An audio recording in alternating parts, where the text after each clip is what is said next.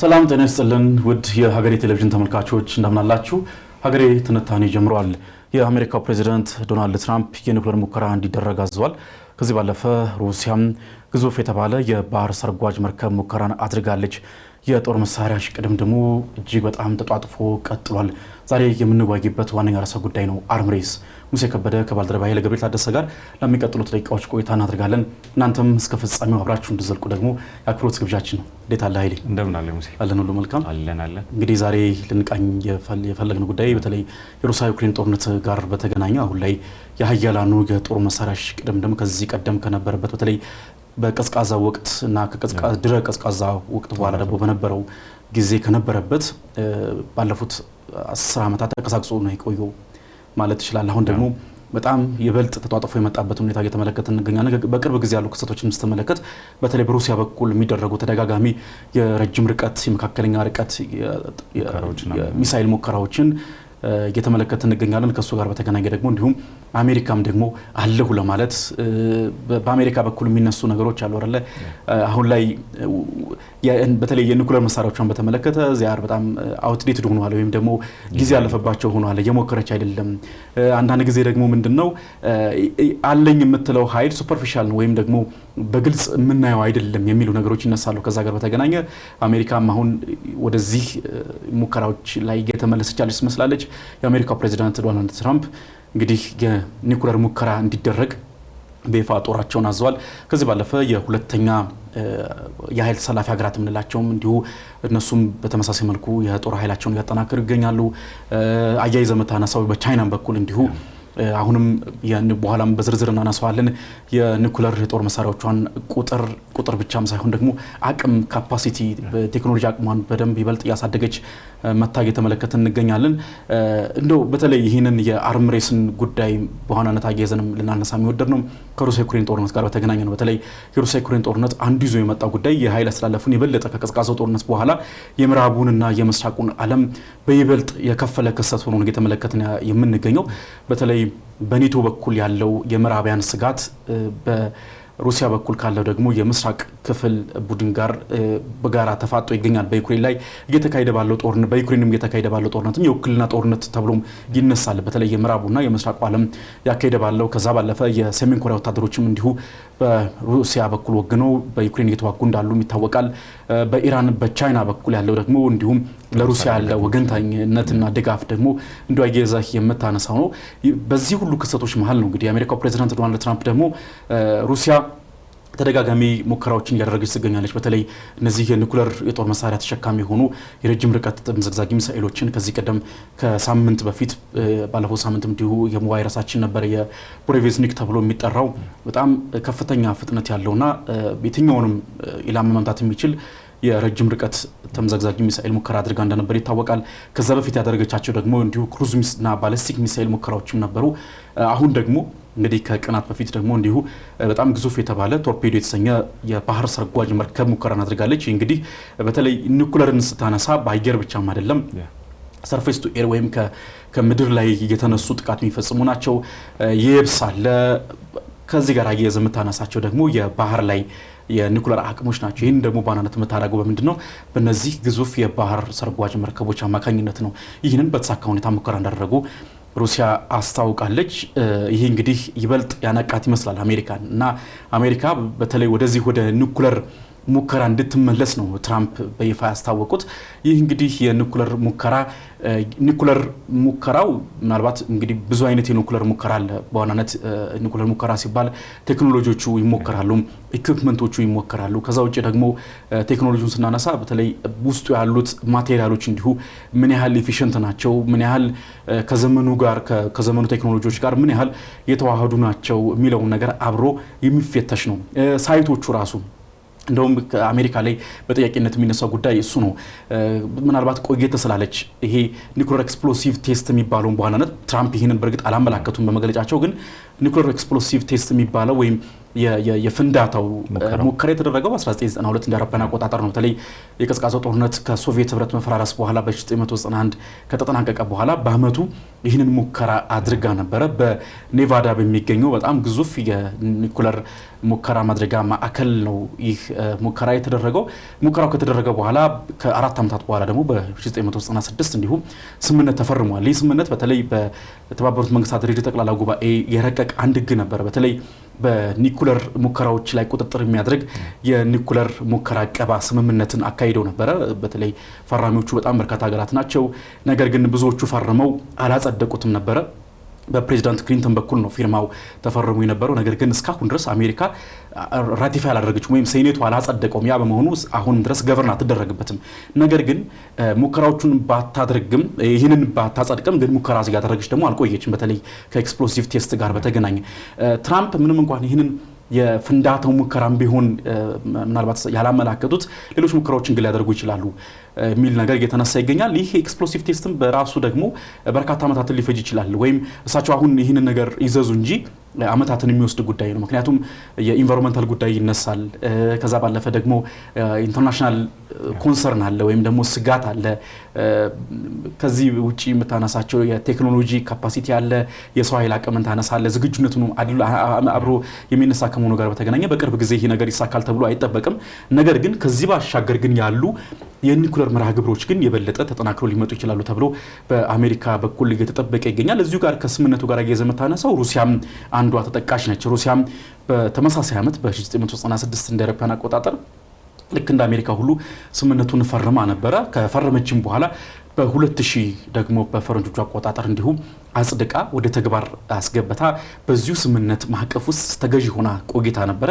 ነገር ግን የሩሲያ ዩክሬን ጦርነት በየካቲት 2022 ከተቀሰቀሰ በኋላ ደግሞ በ2023 ላይ እንዲሁ የሩሲያ ፓርላማ ይህንን ጉዳይ ወይም ደግሞ ያን ጊዜ አጽድቆ የነበረውን ህግ እንዲሰረዝ ውሳኔ አስተላልፎ ነበረ። ብዙም ሳይቆዩ የሩሲያ ፕሬዝዳንት ቭላዲሚር ፑቲን በፊርማቸው ይህንን ውሳኔ የመሻርን ጉዳይ ደግሞ አጽድቀው ወደ ተግባር ገብቷል። አሁን ላይ ሩሲያም በተመሳሳይ መልኩ ያው በዋናነት የተነሳ ምክንያቱም አሜሪካ ፈርማለች እንጂ ተገዢ አይደለችም ወይ አላጸደቀችም። ስለዚህ ለምንድን ነው ሩሲያ ይህንን ፈርማ ተገዢ የምትሆን ለምንድን ነው የምታጸድቀው የሚለው ጉዳይ ነው የተነሳውና በተመሳሳይ መልኩ ሁለቱም በዚሁ መልኩ ነው የሚገኙት። ከዛ ባለፈ ሌሎችም የምታነሳቸው ሀገራት አሉ። ቻይና እንዲሁ ፈርማለች ግን አላጸደቀችም። ኢራን እንዲሁ ፈርማለች አላጸደቀችም።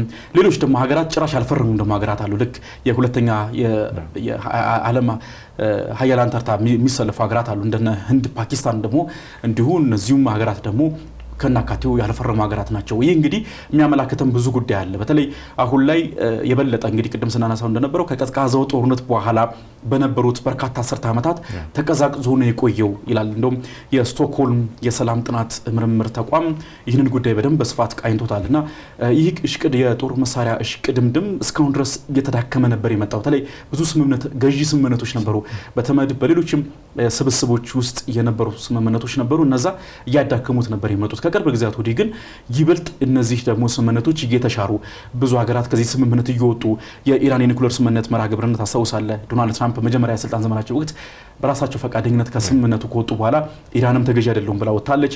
አሁንም ሁለቱን ለማግባባት ብዙ ጥረቶች እየተካሄዱ ይገኛሉ። ግን በተመሳሳይ መልኩ ብዙ ስምምነት አሁን እየፈረሱ ይገኛሉ። ያ ስምምነት ደግሞ መፍረስ ሀገራቱ የበለጠ ይህንን እንቅስቃሴ አጠናክረው እንዲቀጥሉ እድል የሚሰጥ ከመሆኑ ጋር በተገናኘ አሁን በርካታ ሀገራት የጦር መሳሪያ ፕሮግራሞቻቸውን የበለጠ እያዘመኑ የጦር መሳሪያ ሽቅድምድሙም ይበልጥ እየገነገነ መጥቷል ማለት እንችላለን። እንደው ስለ ጦር መሳሪያ ሙከራ ስናነሳ በቅድሚያ የምትመጣልን ሀገር ሰሜን ኮሪያ ነች። በተደጋጋሚ ለምን ሙከራ አደረገች ምናምን የሚሉ ነገሮች እነ ደቡብ ኮሪያ በስጋትነት እነ ጃፓን በስጋትነት ያነሷት የነበረች ሀገር ነች። እንግዲህ ሰሜን ኮሪያ በአለፉት ዓመታት ውስጥ ማለት ነውና አሁን ደግሞ ከሰሜን ኮሪያም አለፍ ብሎ ሀያላን የምንላቸው ከነ ሰሜን ኮሪያ በላይ እንግዲህ አቅም አላቸው የምንላቸው በውሳኔ ደረጃ ምንላቸው አሜሪካን እና ሩሲያን እንግዲህ በሙከራ ደረጃ እያየን ነው። ከዛ ባለፈ እስራኤልና ኢራን ባደረጉት ጦርነትም ራሱ የኒኩለር ማብለያ የሚባሉ ጣቢያዎችን ለጦር መሳሪያ ጥቅም ይውላሉ በሚል እንግዲህ እነዛን ቦታዎች ለማጥቃት አሜሪካ ሙከራዎችን ስታደርግ አይተናል።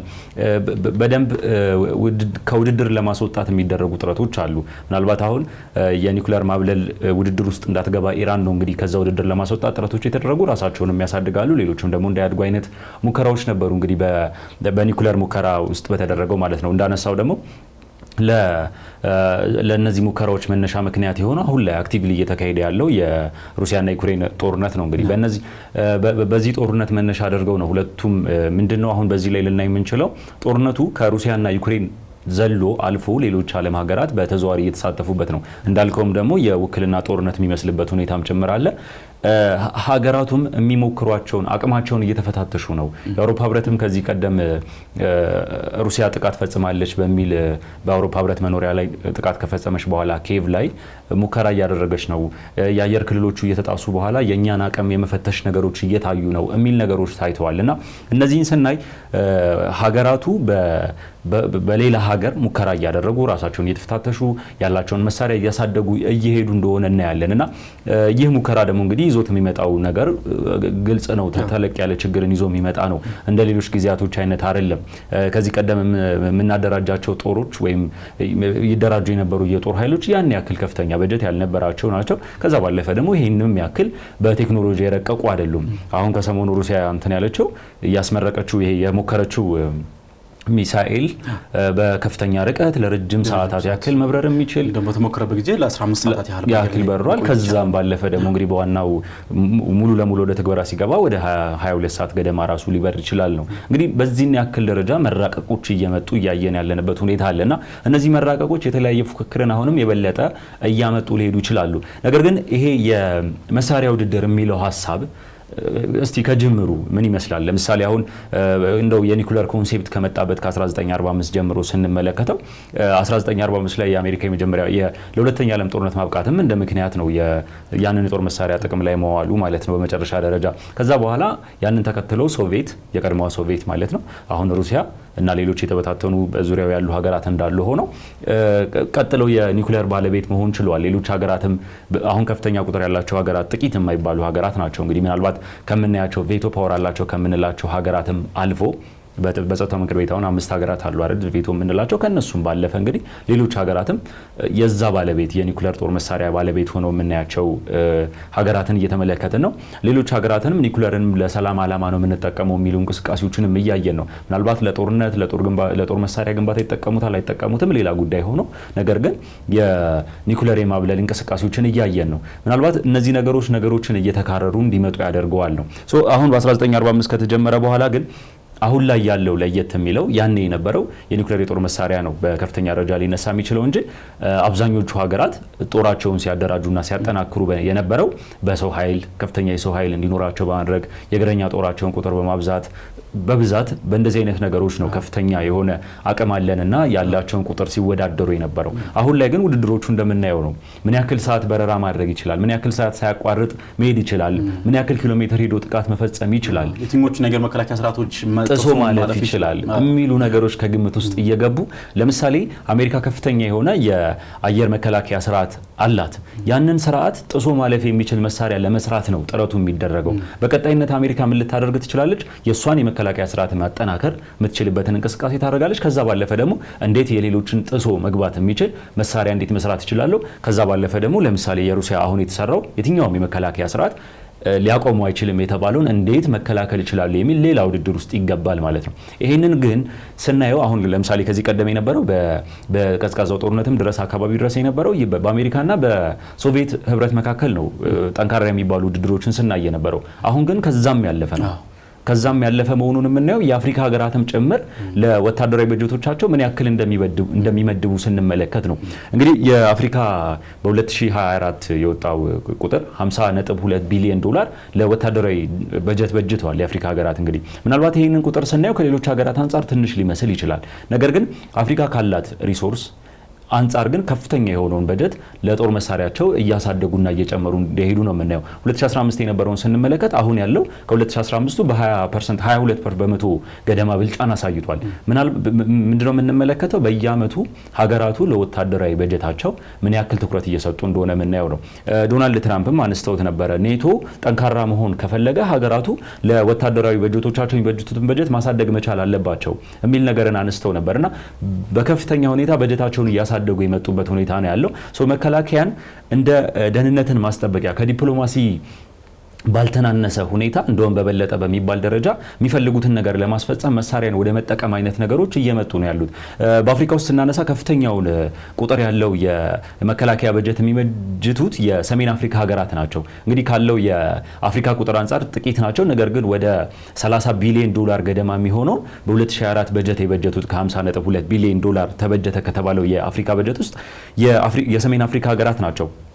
እነዚህን ስንመለከት ምን ያክል ለወታደራዊ በጀት የሚደረጉ በጀቶች ምን ያክል እየጨመሩ እንደሄዱ ትኩረቶቹ ምን ያክል እየጨመሩ እንደሄዱ መመልከት እንችላለን። እንግዲህ አፍሪካን በዚህ ደረጃ ካየን በዓለም አቀፍ ደረጃ ሀያላኖቹ ደግሞ ምን ያክል በጀት ሊበጅቱ እንደሚችሉ ምን ያክል ነገሮችን ወጪ ሊያደርጉና ትኩረት ሊያደርጉ እንደሚችሉ መመልከት እንችላለን። ከዛ ባለፈ ደግሞ ያነሳው ነገር ምንድነው ይሄ ጦርነት ከመሳሪያ ውድድርን ከማምጣት ባለፈ የቡድን መከፋፈልን በዚህኛው በኩልና በዚህኛው በኩል የሚሉ ነገሮችን በምዕራባውያንና በምስራቅ ሀገራት መካከል ቡድኖችን እያየን ነው። የኢኮኖሚያዊ ትብብሮችን እያየን ነው።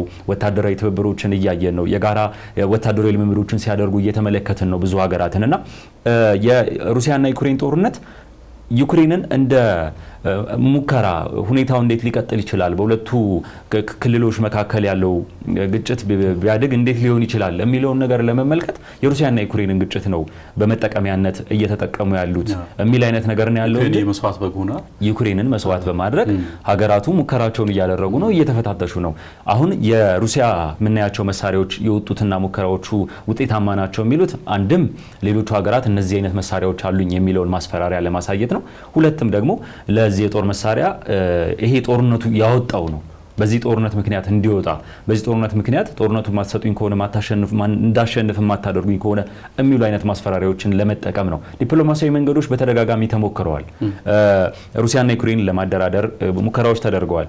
አሁን ከሙከራዎች በኋላ ነው እንግዲህ እነዚህ ነገሮች እያየናቸው ያለ ነው። ስለዚህ ያሏቸውን ትልልቅ የጦር መሳሪያዎች በማውጣት በማሳየት ያላቸውን አቅም ትልቅ እንደሆነ በማሳየት ለድርድር እንዲቀመጡ ጫና ማድረጊያ አንደኛው ስርዓትም አንደኛው መንገድም ተደርጎ ነው የተወሰደውና በዚህ ሂደት ውስጥ ደግሞ እንግዲህ የአፍሪካ ሀገራትን ስንመለከት ወደ 50 ቢሊዮን ዶላር እንግዲህ በ2024 የጦርነት በጀታቸው ነው ካልን እንግዲህ አንድ ሀገር ከወታደራዊ በጀቶቻቸው ባለፈ ሀገራት ከወታደራዊ በጀቶቻቸው ባለፈ ሌሎች ኢኮኖሚያዊ እንቅስቃሴዎች ማህበራዊ እንቅስቃሴዎች አሉባቸውና በጀቶቻቸውን እንዴት ነው አሎኬት የሚያደርጉት እንዴት ይመድባሉ የበጀት ክፍላቸው እንዴት ነው ስንል ለወታደራዊ በጀት በከፍተኛ ደረጃ ትኩረት ማድረጋቸው አብዛኞቹ ሀገራት ሌሎች የስራ ዕድል ፈጠራ ኢኮኖሚያዊ ነገሮች እንቅስቃሴዎች ላይ የሚያደርጉትን ነገር በእጅጉ ጎድቶታል። አብዛኞቹን የአፍሪካ ሀገራትን ብንመለከት ሌሎችንም በተመሳሳይ ነገር ግን አፍሪካ ካለው የስራ ቁጥር ከፍተኛ መሆን የኢኮኖሚው ዝቅተኛ መሆን በከፍተኛ ሁኔታ ችግሮች ስላሉ ከፍተኛ የሆነ በጀትንና ከፍተኛ የሆነ የማስተካከያ እርምጃዎችን ስለሚፈልግ ማለት ነውና ከዚህ አንጻር ስንመለከተው ይህ የመሳሪያ ውድድርና ሀገራት በመሳሪያ አቅማቸው በውድድራቸውና አቅማቸውን ለማሳደግ በሚያደርጓቸው እንቅስቃሴዎች ውስጥ በርካታ የሚባሉ ነገሮች እየተፈጸሙ ነው። አንደኛው ያልነው እንግዲህ ይሄኛው ነው። ኢኮኖሚያዊ የሆኑ ነገሮች ሌሎች ኢንቨስትመንቶችና ሌሎች ሀገራዊ የሚባሉ እድገቶች ወደ ጎን እንዲተዉ እየተደረጉ ነው። በሁለተኛነት ደግሞ ዲፕሎማሲያዊ ግንኙነታቸውን ከሀያላን ጋርም ተጽዕኖ እያሳደረበት ነው። ምንድነው እዚህ ላይ ለምሳሌ አንድ የአፍሪካ ሀገር መሳሪያ ለመግዛት ቢፈልግ መሳሪያ ለመግዛት የሚሸጡ ሀገራት ጋር ነው የሚሄደው። የሚሸጡ ሀገራት ደግሞ በራሳቸው መሳሪያ ሽጠው ገቢ ማግኘት የሚፈልጉ ሀገራት ናቸው። ከዛ ባለፈ ደግሞ ገቢ ማግኘታቸው ሊያጠናክራቸው ይችላል የሚል ደግሞ በስጋትነት የሚያዩ ደግሞ ሌላ ሀገር አለ። ለምሳሌ ሩሲያ መሳሪያ መሸጧን አሜሪካን ሊያሰጋት ይችላል። ገቢ ታገኛለች፣ ራሷን ታጠናክራለች፣ ሌሎች ከፍተኛ የሚባሉ መሳሪያዎችን ልታመርትና ልትገነባ ትችላለች የሚል ስጋት አለ። አሜሪካ በኩል ቢሆንም ደግሞ በተመሳሳይ እነዚህ ስጋቶች አንድ የአፍሪካ ሀገር ሄዶ ከሩሲያ ወይም ከአሜሪካ መሳሪያ በሚገዛበት ጊዜ ወይ ከአሜሪካ ጋር ወይ ከሩሲያ ጋር ቅያሜ ውስጥ እንዲገባ ወይም የዲፕሎማሲ መሻከር ውስጥ እንዲገባ የሚያደርገው እንደ አንድ ምክንያት ነው የተወሰደው። በመፍትሄነት ምን ሊወሰድ ይችላል ስንል እንግዲህ ሀገራቱ በመሳሪያ አቅም ራሳቸውን ማጠናከር አለባቸው። ምክንያቱም ሌላው ሀገር እየተጠናከረ ለምን አትጠናከሩም ዝም ብላችሁ ቁጭ በሉ ሳይሆን መሳሪያ የሀገርን ደህንነት ለማስጠበቅ ከዲፕሎማሲ ቀጥሎ አሁን ላይ እንደውም በሚስተካከል ደረጃ ላይ ነው ያለውና በዛ ደረጃ ራስን ማጠናከር በኢኮኖሚ በቴክኖሎጂ ማሳደጉ ትልቅ ነገር ሆኖ እያለ ነገር ግን ኢኮኖሚ በማይጎዳ መንገድ እንዲሆን ምናልባት የመሳሪያ ማምረቻ ፋብሪካዎችን ሀገራቱ ወደ ሀገራቸው ቢያመጡስ የሚሉ ነገሮች ሪኮመንድ ይደረጋሉ። ነገር ግን እነዚህን ደግሞ እንዳያመጡ አፍሪካ ሀገራት በብዛት በቴክኖሎጂና በሰው ኃይል የእውቀት ችግሮች ደግሞ በስፋት ይስተዋሉባቸዋል እና እነዚህ ነገሮች ውድድሮቹ በሀያላን ሀገራት መካከል ያለው ውድድር አፍሪካም ድረስ ወርዶ እኛም አካባቢ ድረስ እንግዲህ አፍሪካ ውስጥ ወርዶ እንግዲህ ውድድሮቹና ራሳቸውን በአቅማቸውን የማሳደግ ነገሮች በከፍተኛ ሁኔታ እየተጠናከሩና እየተደራጁ ያለበት ሁኔታ ነው ያለው። ያ ግን በከፍተኛ ሁኔታ አሁንም ኢኮኖሚያቸውን ጫና ውስጥና ችግር ውስጥ የሚከትበት ሁኔታ ሆኖ መጥቷል። ነገር ግን በዓለም አቀፍ ደረጃ አሁንም የምናየውን በሩሲያና ዩክሬን ጦርነትም እየተመለከተን ያለ ነው ከፍተኛ የሆነ የመሳሪያ ሙከራ ውድድሮችና ከፍተኛ አቅም ያላቸው መሳሪያዎችን የመቆጣጠር ውድድሮች ግን እንደቀጠሉ ናቸው።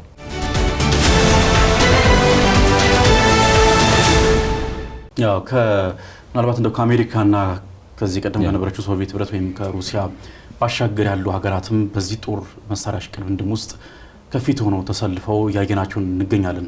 ምናልባት ያነሳቸው እነ ሰሜን ኮሪያ፣ ኢራን፣ እስራኤል ሌሎችንም ሀገራት ተጠቅሳለህ። ህንድ ሰሞኑንም እንዲሁ በሷን በኩል ወታደራዊ ሙከራዎችን ሳድርግ እንደነበር ይታወቃል።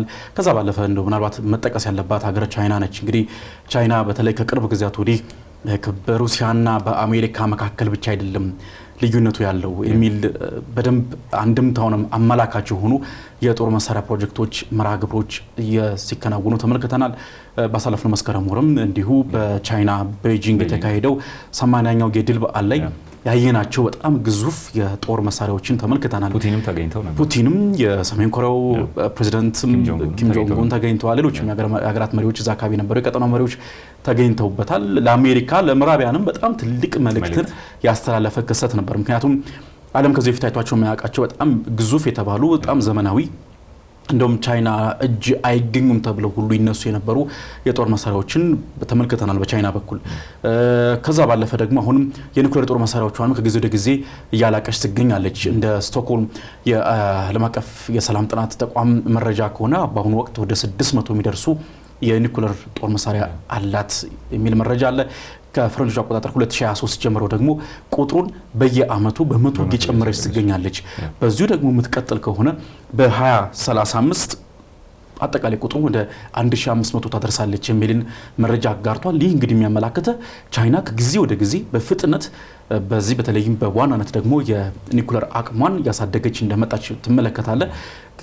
ምናልባት ቻይና ያለ ምክንያት አይደለም ይህንን ጉዳይ እንግዲህ ያሳደገች የምትገኘው እዛ አካባቢ ላይ ካለው ውጥረት አኳያ ከዚህ ቀደምም ከአሜሪካ ጋር የገባችባቸው ተጣገባዎች አሁንም ያለው በተለይ ከንግድ ጋር ባለው ውጥረት የታይዋን ጉዳይም አሁንም ድረስ እልባት ያልተገኘለት ነው። ወደፊት ምናልባት አንዱ ደግሞ እንግዲህ ሁለቱን ሀገራት ወደ ግጭት ያስገባል ተብሎ የሚጠበቅ ጉዳይ ነው። የታይዋን መሪዎችም ራሱ ስጋት ላይ ናቸው። ሩሲያና ዩክሬን ጦርነት በሚመለከቱት ዩክሬን የምትጠቀለል ከሆነ የኛ መጣፋንታ ያ ሊሆን ይችላል የሚል ስጋት አላቸው በቻይና በኩል። ተደጋጋሚ የጦር ልምምዶችንም በታይዋን ዙሪያ ላይ ሳድርግ እንደቆየ ይታወቃል። ቻይና አሁንም በጣም ከፍተኛ የተባለ ዝግጅት እዛ አካባቢ ላይ እያደረገች እንዳለችም መረጃዎች ያሳያሉ ማለት ነው። እንደው ምናልባት ይሄ እነዚህ የጦር መሳሪያ ሽቅድምድሞች ግን እንደው ምንድነው አመጣጣቸው ወይም ደግሞ በአሁኑ ወቅት ለምንድነው በተለየ መልኩ እየጨመሩ የመጡት የሚለው ነገር መመልከት ያስፈልጋል። በተለይ አሁን ላይ የዓለም የፖለቲካ ስርዓት እንግዲህ ከመልካ ብዝሃነት ወይም ደግሞ በትብብር በኮኦፕሬሽን ከመመራት ይልቅ በጎበዝ አለቃ የመመራት ሁኔታን በደንብ እየተመለከትን እንገኛለን። ያ ደግሞ ከምን ጋር ይመጣል? ናሽናሊስት ከሆኑ የሀገራት መሪዎች ጋር አስተዳደሮች ጋር ከፓርቲዎች ጋር መምጣት ጋር ደግሞ ተደምሮ የበለጠ ይህንን ጉዳይ ትኩረት እንዲሰጠው አድርጓል የሚል ሀሳብ በፖለቲካ ተንታኞች በኩል ይነሳል። በተለይ ሚና ማንሳት እንችላለን። ምን ያክል ዝቅ እንዳለ ክልላዊና ዓለም አቀፍ ምንላቸው ተቋማት ሚናቸው ምን ያክል ዝቅ እንዳለና አንድ ሀገር የምትወስነው ውሳኔ ከተባበሩት መንግስታት ድርጅት በላይ በሚባል ደረጃ ጫና እያሳደረ እንደመጣ መመልከት እንችላለን። ምን ያክል ግለኝነት እየበዛ የመጣበት ጊዜ እንደሆነ ማየት እንችላለን። እስካሁንም ደግሞ የቀጠሉ ጦርነቶችን ስትመለከት አሁንም በቅርብም በተኩስ አቁም የተቋጨውንም የጋዛውን ጦርነትም ስትመለከት የነበሩ ፍላጎቶች ይታወቃሉ። በቀጠናው ላይ ያለው ደግሞ በጣም ውስብስብ የሆነ የፖለቲካ ስርዓትም ይታወቃል። ግን ያም ሆኖ ግን የተባበሩት መንግስታት ድርጅትን በለው ሌሎችም እንዲሁ ማዕቀፎች መግለጫዎችን በዚህ ጊዜው ከማውጣት ባለፈ ግን ይህ ነው የምትለውን ጫና ሲያሳድሩ አልተመለከትንም። አሜሪካ ግን ምን ያህል ጫና አሳድራ ጦርነቱን ማስቆም እንደቻለች ደግሞ በግልጽ የተመለከትንበት በተግባር የተመለከትንበት ነው። ስለዚህ ይህ ማለት ነው አሁንም ምናልባት ከጎረቤት ጋር እንግዲህ አንድ ሀገር ከሌላ ሀገር ጋር በሚኖረው ግጭት ማን ነው ሊያሳርቅ የሚችለው? የትኛው ወገን ነው መሳሪያ ሊያቀብል የሚችለው? የትኛውስ ደግሞ ምን ፍላጎት አለው? እንግዲህ የአፍሪካ ቀንድ ቀጠናም ከዚሁ የሚለይ ጉዳይ አይደለም። በተለይ የአፍሪካ ቀንድ ላይ ያለው የፖለቲካ ፍላጎት ይታወቃል። የትኛው ሀገር ምን አይነት ፍላጎት አለው የሚለው ጉዳይ ተያይዞ የሚነሳ ነው። ምናልባት የሆነ አይነት ደግሞ ውጥረት እዛ አካባቢ ላይ ቢኖርም በየትኛው መልኩ ነው ሊፈታ የሚችለው የሚለው ጉዳይ በጣም ገለልተኛ የሚባል ተቋም ድርጅት ያስፈልጋል። ያንን አትመለከትም። አስታራቂ ተብለው የሚመጡ ሀገራት ወዳጅነት ነው ውሳኔውን የሚወስነው። እነዚህ አስታራቂ ሀገራትን ባይዜ ከአደራዳሪነት ከገለልተኛ አደራዳሪነት የዘለለ ሚና ስላላቸውም ነው ጦርነቱን እንዲሁ በተባለው ጊዜም መቋጨትም ያልቻሉት የሚለውን ጉዳይ ይነሳል። ቅድም እንዳነሳው በተለይ አፍሪካ አህጉርም እንዲሁ ለዚሁ ትልቁ ተጠቃሽ ምክንያት ነው። በተለይ በጣም በርካታ ጦርነቶች አሉ፣ እርስ በርስ ጦርነቶች በተለይ የአፍሪካ ሀገራት ውስጥ አሉ። ያንን ማስቆም አልቻለም የአፍሪካ ህብረት። ለምሳሌ የአፍሪካ ህብረት ለምንድን ነው እነዚህን ጦርነቶች ማስቆም ያልቻለው? እንግዲህ በርካታ ጊዜ በተለያዩ በየዓመቱ በሚደረጉ ጉባኤዎች ላይ አንዱ ጉዳይ ነው። በተለይ በአፍሪካ ውስጥ ለአንድም ቀን የተኩስ ድምጽ እንዳይሰማ የሚለው ጉዳይ እንግዲህ አፍሪካ ህብረት ስብሰባ አጀንዳዎች ውስጥ አንዱ ነው። ግን አሁንም ድረስ ጦርነቶቹን ግጭቶቹን ማስቆም አልተቻለም።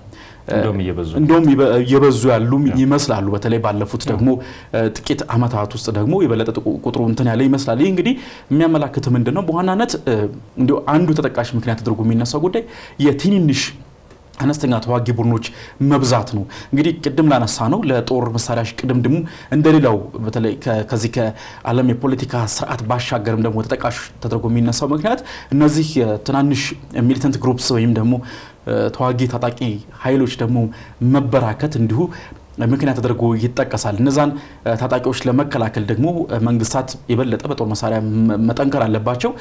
እነዚህ ደግሞ መሳሪያ ሻጮቹም ደግሞ ለሁለቱም መሳሪያ የሚሸጡበት ደግሞ አግባብ አለ። እንግዲህ ትጥቅ ይዞ ለሚንቀሳቀሰው ታጣቂ አነስተኛ ታጣቂ ቡድን መሳሪያ ያቀብላል፣ ለመንግስት መሳሪያ ያቀበለ ደግሞ እንዲሁ በኢኮኖሚ በመሳሪያ ሽያጭ ራሳቸውን የሚያሳድጉ ሀገራት እንዳሉም ደግሞ እየተመለከትን እንገኛለን። ይህ ሌላው የምታነሳው ጉዳይ ነው ማለት ነው። ከዛ ባለፈ እንግዲህ ቅድም ስልነው እንደነበረው በሩሲያ ዩክሬን ጦርነት ላይ በዋናነት እንደተመለከት ነው ደግሞ የኃይል አሰላለፉ የሀገራት የራሳቸው ፍላጎት የውስጥ ደግሞ እንዲሁ ናሽናል ፖሊሲዎች እነዚህ ሁሉ የራሳቸውን አስተዋጽኦ ያበረክታሉ ማለት ነውና እንግዲህ በተለይ ይህ የአርምርሜስ ወይም ደግሞ የጦር መሳሪያ እሽቅድምድሙ እስኪ ድረስ ሊዘልቅ ይችላል። በየትኞቹ ውስጥ ደግሞ ከዚህ በኋላ በሚኖሩ ስምምነቶች ውስጥ ደግሞ አደብ ወይም ገደብ ሊይዝ ይችላል የሚለውም ጉዳይ በቀጣይ የሚታይ ይሆናል። ግን አሁን ባለው ግን ሲኩዌንስ ወይም ደግሞ አሁን ባለው ሂደት ግን የምትመለከተው ምናልባት አሁንም ባይንዲንግ ስምምነቶች ወይም አሁንም ደግሞ ሀገራቱ እንደው በጣም ሉስ በሆነ ወይም እንደው በላላ ሁኔታ እንኳን ሀገራቱን ይዘዋቸው ያሉ ስምምነቶችም ይበልጥ ደግሞ ሊጣሱ የሚችሉበትን ደግሞ አካሄድ እየተመለከትን እንገኛለን። እንግዲህ የሩሲያን ቅድም ለአብነት አነሳናል። ይሄ የኒኩለር ሙከራ እቀባ ስምምነቱ እሱም እንግዲህ አሁንም ሀገራት የበለጠ ይህንን እየተወው ያሉበት ሁኔታ አለ። ከዚህ በኋላ ምናልባት በተመድም ደግሞ አሁንም የያዟቸው ስምምነቶችን እየጣሱ የሚሄዱ ደግሞ ከሆነ ምናልባት ነገርየው በጣም መረን የሚለቅበት ሁኔታ እንመለከት እንችል ይሆናል ማለት ነው። እንግዲህ እንዳልከው አንድ የሚቆጣጠርና የሚያስፈጽም የተፈረሙ ህጎች ተግባራዊ መሆናቸውን የሚያስፈጽም አካል እስከሌለ ድረስ የመጣሳቸው ነገር ይቀጥላል። አሁን የአሜሪካ ሙከራ ይደረግ የሚል እንቅስቃሴ በትራምፕ በኩል ትዕዛዝ መሰጠቱ ሌሎች ሀገራት እነ ኢራን የደበቁትን ላለማውጣታቸው፣ እነ እስራኤል ዝም ላለማለታቸው፣ ሌሎችም ሀገራት እነ ህንድና ፓኪስታን ላለመሞከራቸው ዋስትና የለም። እነሱም ሀገራት መሞከር ይፈልጋሉ። ምክንያቱም ምን እንደሚመጣ እርግጠኛ ስለማይሆኑ ራሳቸውን ማዘጋጀት ይፈልጋሉ። ከዚህ በፊትም ህግ ይዟቸው የሌላውን መብት ለመጠበቅ በሚል ነው ሁሉም ከፈረሙት ህግ አንጻር ካለው የተባበሩት መንግስታት ድርጅት ከሚባል ግዙፍ መስሪያ ቤት አንጻር ነው እንግዲህ ልታቆም የምትችለውና ላትሞክር የምትችለው። ነገር ግን ሌሎች የሞከሩ ሌሎች እንቅስቃሴዎችን በታየ ጊዜ ግን ሌሎችም ወደዚህ እንዲሳቡ ምናልባት ምክንያት ሊሆን የሚችልበት ሁኔታ ነው ያለው። እንግዲህ አሁን ደግሞ ልናነሳ የምንችለው ከመሳሪያ እሽቅድድሙ ለዚህ ሁሉ መነሻ ምክንያቱ ነው ያለው እንግዲህ የሩሲያ ዩክሬን ጦርነት ነው። አሁንም ድረስ እየቀጠለ ያለ ጦርነት ነው። ጥቃቶች ከዚህ ቀደም እንደምንለው ነው። ጥቃቶቹ አሁንም እንደቀጠሉ ናቸው በሁለቱም በኩል። ሩሲያም ጥቃቶችን ትፈጽማለች፣ ዩክሬን በተመሳሳይ ሩሲያ ላይ ጥቃቶች መፈጸሙን ቀጥላለች። በዋናነት ግን አሁን ላይ የዋነኛው የጦር ግንባር ሆኖ እየቀጠለ ያለው በምስራቅ በኩል ያለው የጦር ግንባር ነው። በዛ አካባቢ ላይ ያለውን እንቅስቃሴ እንግዲህ ፖክሮቭስክን ለመቆጣጠር ሩሲያ በጣም እየተቃረበች እንደሆነ የሩሲያ መከላከያ ሚኒስቴር ያስታውቃል። ዜሌንስኪ ደግሞ የለም ተቃርበዋል፣ ቴንሽኑ ወይም ውጥረቱ አለ፣ ነገር ግን ያን ያክል የሚባል ውጤታማ የሆነ ውጤትን ሲያስመዘግቡ አላየንም፣ ጦርነቱ ግን በዛ አካባቢ ላይ እየተካሄደ ነው የሚል ነገርን አነስቷል። ከዛ ውጭ ደግሞ ምንድነው ዜሌንስኪ ያነሱት በዛ አካባቢ ላይ የወታደር ቁጥር ልዩነቶቹ በከፍተኛ ሁኔታ ልዩነቱ እየጨመረ ነው ያለው እና ቀስ በቀስ አካባቢውን እየወረሩት ነው ያሉት የሩሲያ ወታደሮች። አሁን ላይ ባለው ሬሾ እንኳን ምጣኔው ሲሰራ 8 የሩሲያ ወታደር አንድ ለዩክሬን ወታደር አይነት የቁጥር ልዩነት ነው ያላቸው አሁን ላይ። በእንደዚህ አይነት ልዩነቶች ቢኖሩም እንኳን ግን አሁንም ይሄ ነው የሚባል ውጤትን ግን በዛ አካባቢ ላይ አላስመዘገቡም፣ ያንን ቦታም ሊቆጣጠሩት አልቻሉም የሚል ነገርን አነስቷል። ከዛ ባለፈ የሩሲያ መከላከያ ሚኒስቴር እዛ አካባቢ ላይ የሚገኙ የዩክሬን ወታደሮችን መክበብ ችለናል፣ የሌሎች የአቅርቦት የውሃ ምናምን መስመሮች እንዲቋረጡባቸው ማድረግ ችለናልና ያን ቦታ ለመቆጣጠር ጥረቶችን እያደረግን ነው የሚል ነገሮችን አነስቷል። በዩክሬን በኩል ደግሞ ውጥረቶች አሉ፣ የጥቃት እንቅስቃሴዎች አሉ። የዩክሬን መከላከያም እንዳስታወቀው ነገር ግን ከበናቸዋል የሚለው ነገር ከውሸት ፕሮፓጋንዳ ብቻ ነው፣ ምንም አይነት ነገር የለም የሚል ነገርን አነስተዋል። ምንድነው ይሄ የምስራቁ የጦርነቱ ግንባር አሁን ላይ በዋናነት ለምን ትኩረት ተደረገበት የሚለው ነገር ሲነሳ እንግዲህ ዜሌንስኪ የሚያነሱት ይሄንን ትኩረት ያደረጉት ዋነኛ መስመር ስለሆነ ዩክሬን እየሸሸች ነው፣ እኛ ደግሞ ይሄንን ቦታ እየተቆጣጠርን ነው፣ ስለዚህ ባሉን ቦታዎች መሰረት ብንደራደርና ጦርነቱን ብናቆም ይሻላል የሚል ማሳያ ነገር ለአሜሪካ ማሳየት ትፈልጋለች ሩሲያ ለአደራዳሪ አካላት። ስለዚህ እንግዲህ ከዚህ በፊትም አንስተናል፣ ላለመስማማታቸው በምክንያትነት የሚነሱት ቅድመ ሁኔታዎች ናቸው። ቅድመ ሁኔታዎች ደግሞ በሁለቱ በኩል ያለው የኃይል ሚዛን መመጣጠን ካለ ቅድመ ሁኔታዎች ያለመፈጸማቸው ነገር ትልቅ ነው የሚሆነው ያሉት የሚነሱት ቅድመ ሁኔታዎች ማለት ነው። ስለዚህ አሁንም እነዚህ ቅድመ ሁኔታዎች ቢይዙም እንኳን ቀጣይነታቸው ቢቀጥልም እንኳን በቻሌንጅነት ቢቀጥሉም እንኳን የመደራደር እድል ግን ሊኖራቸው ይችላል። ለዛ እድል እንዲበቁ አሜሪካ የምታደርገው ጥረት እንዲጨምር ነው ለማሳየት የሚፈልጉት ነገር ነው የሚል ነገር አለ። በሩሲያ በኩል ግን የሚነሳው ያ መስመር ዋና የእንቅስቃሴ ትራንስፖርትና ሎጂስቲክስ የሚገባበት ዋና መስመር ስለሆነ ያንን ለመግታትና ሌሎች የዩክሬን ከተሞችን ለመቆጣጠር እንዲያስችላቸው ያንን መስመር ላይ ትኩረታቸውን አድርገዋል። ዋናው የጦር ግንባር ሊያደርጉት በምክንያትነት ተነስቷል የሚል ነገር አለ። ያም ሆነ ይሄ ግን ጦርነቱ አሁንም ድረስ እንደቀጠለና በየዕለቱ በሚባል ደረጃ ጥቃቶች እየተፈጸሙ በርካታ ውድመቶች እየደረሱ ነው በሁለቱም በኩል። ትኩረታቸው ደግሞ ባለፈው እንዳነሳ ነው አንደኛው የነዳጅ ማጣሪያዎቹ ላይ ነው ዩክሬን ትኩረት ያደረገችው። ሩሲያ ደግሞ የጋዝ ምርቶቿ ላይ መሰረተ ልማት የኤሌክትሪክ ኤነርጂ መሰረተ ልማቷ ላይ በዩክሬን ላይ እንግዲህ ትኩረት አድርጋ ጦርነቱንም እንደቀጠለ ምናልባት እንደ ፖክሮቭስክ ላይ ጥቂት ሀሳብ ለማንሳት ያህል ዋናነት እንግዲህ የትኩረት ማዕከል የሆነችበት ምክንያት ዶንባስን ሙሉ በሙሉ ለመጠቅለል ነው። ከዚህ ቀደም ስናነሳው እንደነበረው እንግዲህ 4 በዋናነት ትኩረት የተደረጉባቸው ግዛቶች አሉ። ሉሃንስክ፣ ዶኔስክ፣ ዛፖሪዣ እና ኬርሶን ግዛቶች ናቸው። ሉሃንስክን ሙሉ በሙሉ እንደጠቀለለች መረጃዎች እያሳዩ ይገኛሉ። ዶኔስክን ግን ሙሉ በሙሉ ለመያዝ ያ ማለት እንግዲህ ዶኔስክና ሉሃንስክን ሙሉ በሙሉ ያስክ ማለት ዶንባስን ጠቀለልክ ማለት ነው። የሚቀሩ ዛፖሪዣ እና የኬርሰን የተወሰኑ ጥቂት አካባቢዎች ናቸው። ይህ ማለት ቅድም አንተም እንዳነሳው ሙሉን የምስራቁን አካባቢ ወይም ደግሞ አሁን ውዝግብ የሚነሳባቸውን አካባቢዎችን ክሪሚያን ጨምሮ ማለት ነው ከዚህ ቀደም በ2014 የተቀለለችውን ጨምሮ ያዘች ማለት ነው። ይህ እንግዲህ ይህንን ያዘች ማለት ትልቅ የመደራደሪያ ጉዳይ ነው። ምናልባትም አሁን ባለው ሁኔታ ይህንን የምስራቁን አካባቢ አሁን ምን አነሳቸውን 4ቱን ግዛቶች ሙሉ በሙሉ በእጇ ስር መታስገባ ከሆነ እንግዲህ ከዚህ ቀደም ሲነሳ እንደነበረው በፈር ዞን ወይም ከግጭት ነፃ ቀጠናዎችን በማቋቋም ሙሉ በሙሉ ተኩስ ልታቆም ትችላለች የሚሉ ሀሳቦችም እየተነሱ ይገኛሉ። ከዚህ ቀደምም ፑቲንም ይህን ጉዳይ አስረግጠው ተናግሯል። ምናልባት የምስራቅ አካባቢዎችን ከያዝን ወደ ድርድር ተጨባጭ ድርድር ልንመጣ እንችላለን የሚልን ሀሳብ እያነሱ ይገኛሉ ማለት ነው። ያ ከመሆኑ ጋር በተገናኘ ነው ፖክሮቭስክ ከዚህ ቀደም ከምናነሳቸው ሌሎች ከተሞች በተለየ መልኩ የትኩረት ማዕከል የሆነ አይቆየችው። ከዚህ ባለፈም ዩክሬንም እንዲሁ በርካታ ወታደሮችን በማሰለፍ በጣም ብዙ መስዋዕትነትን በመክፈል ይህንን አካባቢ ላለመልቀቅ እየተዋጋች የምትገኘው በዚህ ምክንያት ነው። እንግዲህ ፖክሮቭስክ አሁን ላይ ቅድም እንዳነሳው ወደ 300 የሚጠጉ የሩሲያ ወታደሮች እዛ ከተማ ውስጥ ገብተዋል የሚሉ ሀሳቦች እየተነሱ ይገኛሉ። ምንም እንኳን በዩክሬን በኩል ቁጥሩ ውድቅ ቢደረግም እንኳን ማለት ነው። ከዛ ባለፈ እንግዲህ ከፖክሮቭስክ ባለፈ ደግሞ 2 በጣም ወሳኝ የሆኑ ትላልቅ ከተሞች አሉ በዶኔስክ ውስጥ ክራማቶርስክና እንዲሁም ስሎቪያንስክ የሚባሉ ከተሞች አሉ። ፖክሮቭስክን ያስክ ማለት እነዚህን 2 ከተሞች መቆጣጠር ያስችላል ማለት ነው። ያ እንግዲህ ሙሉ በሙሉ ዶንባስን አካባቢ ደግሞ ለመቆጣጠር የሚያስችል ከመሆኑ ጋር በተገናኘ በጣም በትልቁ እየተነሳ የሚገኝ ጉዳይ ነው ማለት ነው። ከዛም ባለፈ ደግሞ እንግዲህ ቴሪቶሪያል ጌን ወይም ደግሞ መሬትን የመቆጣጠር ጉዳይ ደግሞ በ2004 በፈረንጅ አቆጣጠር መጀመሪያ ላይ የነበረው ወይም አቭዲቭካ የምትባል አንድ ከተማ አለች። ያንን ከተማ ሩሲያ ከተቆጣጠረች በኋላ ይሄ ነው የሚባል ትልቅ ከተማን አልተቆጣጠረችም። ወይም በምስራቃዊ የፊተኛው የጦርነት ግንባር ላይ ያለው ግስጋሴ ወይም እንቅስቃሴ በጣም ዘገምተኛ በላይ የምታነሳው ነው።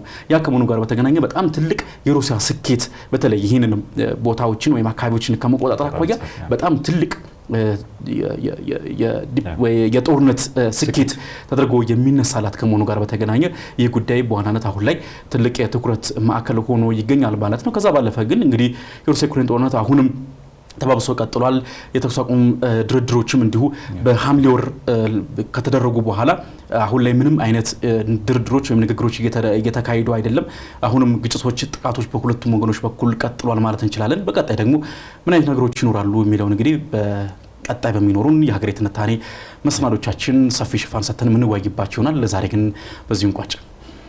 ውድ ተመልካቾቻችን ከሀገሬ ቴሌቪዥን ለዛሬ ያዝንላችሁ ርዕሰ ጉዳይ ውይይት ይህንን ይመስል ነበረ። እናንተም እስከ ፍጻሜው ድረስ አብራችሁን ስለዘለቃችሁ ከልብ እናመሰግናችኋለን። ሙሴ ከበደ ከባልደረባዬ ለገብርኤል ታደሰ ጋር ቆይታ አድርገናል። ከቀሪ የጣቢያው መሰናዶች ጋር መልካም ምሽት ይሁንላችሁ።